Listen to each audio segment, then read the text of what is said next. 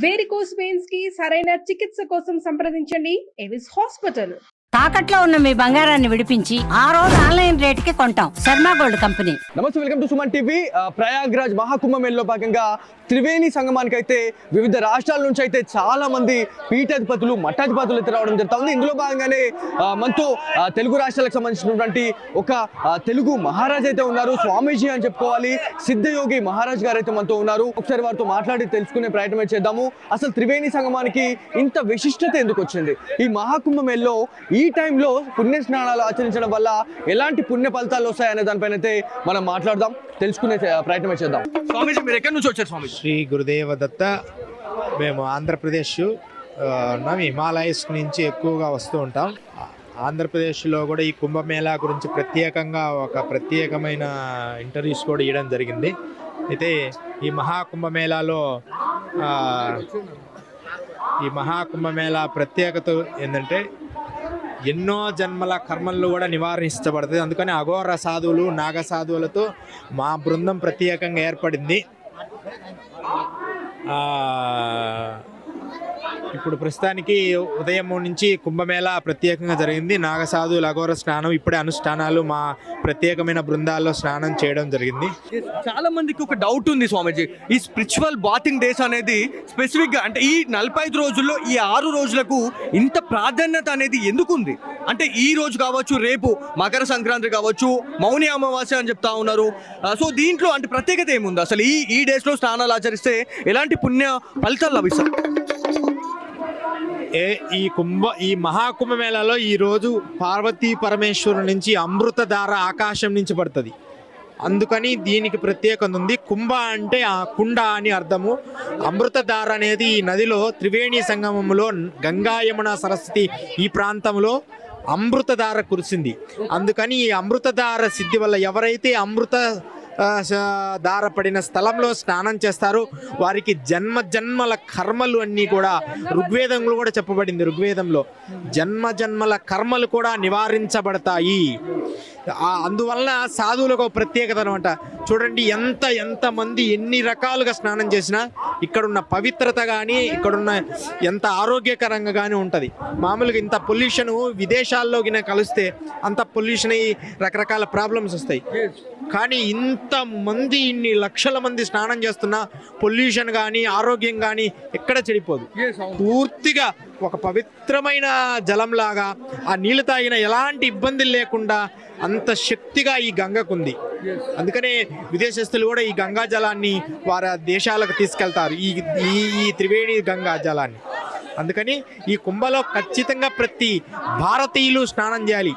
ప్రపంచ దేశాల్లో అతి గొప్ప ఒక మేళా జరిగింది. అతి గొప్ప లక్షల మంది కలిసి జీవిస్తున్నారంటే ఈ కుంభమేళాలో ఉన్న ప్రత్యేకత ఇక్కడ మాత్రమే, ఈ భారతదేశంలో మాత్రమే ఈ అద్భుతమైనది మనం చూడగలం.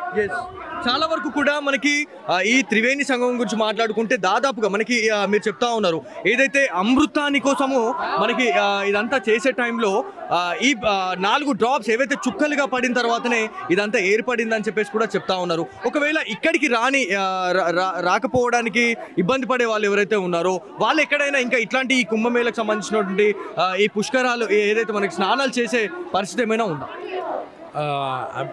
అయితే అలా ఈ కుంభమేళా వచ్చిన నీటిని వారి ఇంటికి తీసుకెళ్లి స్నానం చేయొచ్చు. అంతేగాని ఇలాంటి కుంభమేళా స్థానాలు మొత్తం 4 ప్లేసుల్లో జరుగుతాయి. కుంభమేళా వేరు, పుష్కరాలు వేరు. మీరు పుష్కరాలని కూడా ఒకటి ప్రస్తావించారు. పుష్కరాలు అనేది వాటి పుట్టిన జన్మ నక్షత్రాన్ని బట్టి వస్తాయి. కానీ కుంభ అనేది అలాంటిది కాదు. ఓన్లీ ఇక్కడ గంగా యమున సరస్వతి 3 నదులు కలిపి రావడం. మిగతా ఇన్ని నాసిక్ కానీ హరిద్వార్ కానీ ఇవన్నీ కూడా ఒక్కొక్క నది మాత్రమే. ఈ 4 స్థానాలలో ఇక్కడ పడింది అనేది పురాణ ఋషుల నుంచి, ఋగ్వేద వేదాల నుంచి కూడా చెప్పబడినది. ఉపనిషత్తులు, తర్వాత పురాణాలు, దాదాపు గురు పురాణం కానీ రకరకాల పురాణాలు ఉన్నాయి. ఆ శివ పురాణం కానీ అన్నిటిలో కూడా ఈ కుంభ ప్రస్తావన జరిగింది. అందుకని వీటిలో స్నానాలు అనేది మేము ఇప్పటికీ దాదాపు ఇది 4వ కుంభస్థానం. అంటే ఈ కుంభతో 4 అంటే ఎప్పుడో 93లో ఒకటి, 90 ఆ టైంలో ఒక కుంభం జరిగింది. ఎంతో అద్భుతంగా జరిగింది. ఆ తర్వాత మరలా అర్ధ కుంభమేళ, ఆ తర్వాత మరలా మహాకుంభమేళ జరిగింది, ఆ తర్వాత మరలా అర్ధ కుంభమేళ, అది ఇప్పుడు మహాకుంభమేళ. చాలా మందికి కూడా ఒక డౌట్ ఉంది స్వామీజీ, అంటే ఈ మహాకుంభమేళలు అంటే దాదాపుగా 12 మహాకుంభమేళలు కలిపితే ఒక పూర్ణ కుంభమేళ అని చెప్పేసి కూడా చెప్తా ఉన్నారు. అంటే 144 సంవత్సరాలకు ఒక్కసారి వచ్చే ఇది ఒక మహా అద్భుతమైనటువంటి కుంభమేళ అని చెప్తా ఉన్నారు. సేమ్ అదేనా, లేకపోతే ఇంకా ఇది ఏ రకమైనటువంటి కుంభమేళ అని చెప్పుకోవచ్చు? చాలా మందికి డౌట్ ఉంది, కానీ అది నిజం కాదు. 144 సంవత్సరాలని మనం నిర్ణయిస్తున్నాం. ఇది యుగాల ఫలితం ఉంది. మెగస్తనీస్ అనేది ఎప్పుడో గ్రీక్ తత్వవేత్త చాలా యుగాల నుంచి ఇది ఉంది, తరతరాల నుంచి ఉంది. ఓన్లీ 104 సంవత్సరాలు అనేది మన నిర్ణయాలు. అవి ఈ 144 అని మనం అనుకుంటున్నాం, కానీ ఇది కాదు. ఇది సనాతనం నుంచి ఉందన్నమాట, ఆది కాలం నుంచి. అంటే ఈ సనాతన భూమి ఎప్పుడు ఏర్పడిందో, అయితే దానికి ప్రత్యేకంగా ఎప్పుడు గుర్తింపు వచ్చిందంటే 4వ శతాబ్దం నుంచి వచ్చింది. ఎలాగా గురువుగారు 4వ శతాబ్దం వచ్చిందంటే, ఆదిశంకరాచార్యులు అఘోరాలకి నాగసాధువులని ఒక ప్రత్యేకమైన అఖాడాలుగా 4 అఖాడాలుగా నిర్ణయించారు. ఆ 4 పెరిగి 16 అఖాడాలుగా ఇప్పుడు మారాయి. ఈ 16 అఖాడాల్లో కూడా విభిన్న రకాలుగా ఉన్నారు.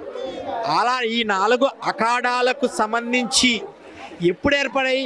ఆదిశంకరాచార్యులు వారు భారతదేశానికి ఒక రక్షణ వ్యవస్థ కావాలి అని చెప్పి, అందుకనే గురు పరంపర అస్మదాచార్య వందే సదాశివ సమారంభాం శంకరాచార్య మధ్యమాం అస్మదాచార్య పర్యంతం వందే గురు పరంపర అనేది ఒక ప్రత్యేక ప్రాతిపదిక.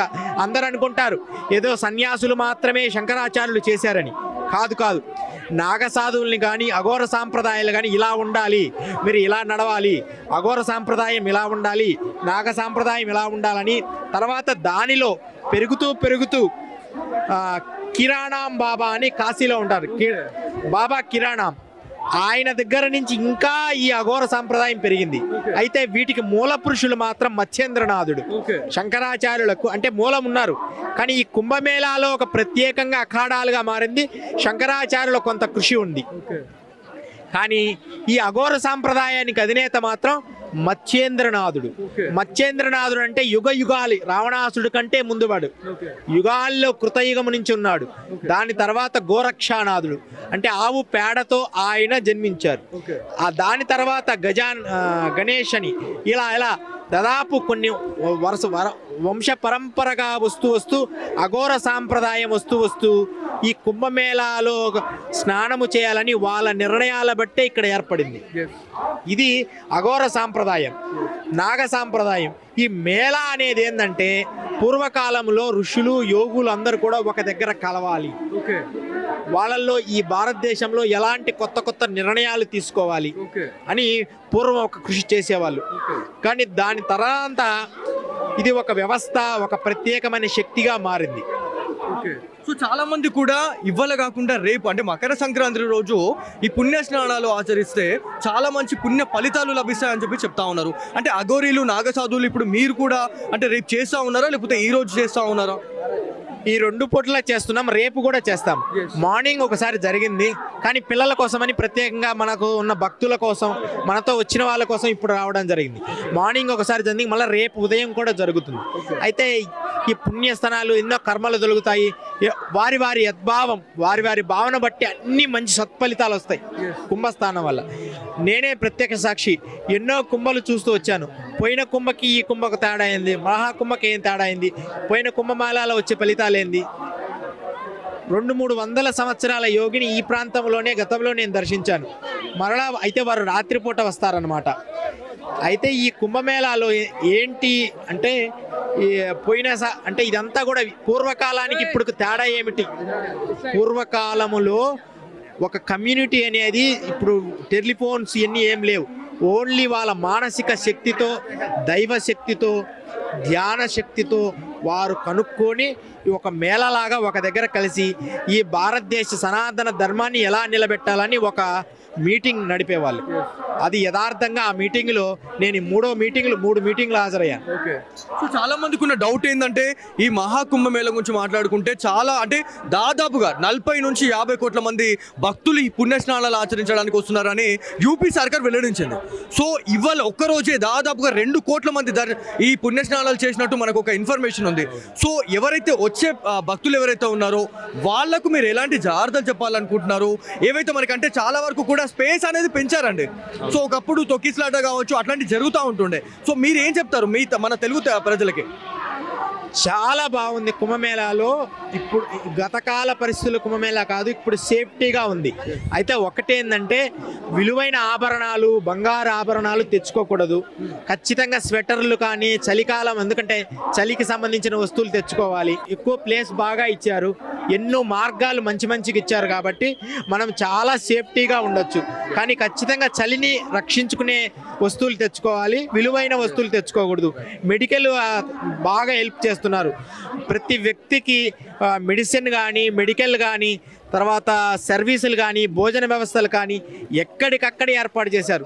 మనం కూడా ఒకటి ఏర్పాటు చేసాం 10వ సెక్టార్లో, మనం కూడా ఒక పెద్ద ఏర్పాటు చేశాం. థ్యాంక్ యూ గురించి, చాలా మంచి సంతోషం సార్. ఇది మొత్తానికి ప్రయాగ్రాజ్ మహాకుంభమేళలో చాలా మంచి ఇన్ఫర్మేషన్ అయితే ఇచ్చారు. ఏదైతే మనకి తెలుగు రాష్ట్రాల నుంచి స్వామీజీలు వచ్చి ఇట్లాంటి ఏవైతే మనకి త్రివేణి సంగమంలో పుణ్యస్నానాలు ఆచరించడం అనేది చాలా గొప్పతనం అని చెప్పుకోవాలి. ఏవైతే ఫెసిలిటీస్ గురించి మాట్లాడుకుంటే చాలా మంచిగా చేశారు. దాంతోపాటు ఈ ఏవైతే మనకి కుంభమేళలో ఈ త్రివేణి సంగమంకి వచ్చి ఈ పుణ్య స్నానాలు ఆచరిస్తే మాత్రం పుణ్య ఫలితాలు అయితే లభిస్తాయని చెప్పేసి మనకి తెలుగు స్వామీజీలు అయితే మనకి చెప్పడం జరుగుతుంది. సో ఇది ఇక్కడ ఉన్న తాజా పరిస్థితి. కెమెరా పర్సన్ సాయి కృష్ణతో బాలు, సుమన్ టీవీ, త్రివేణి సంగమం నుంచి.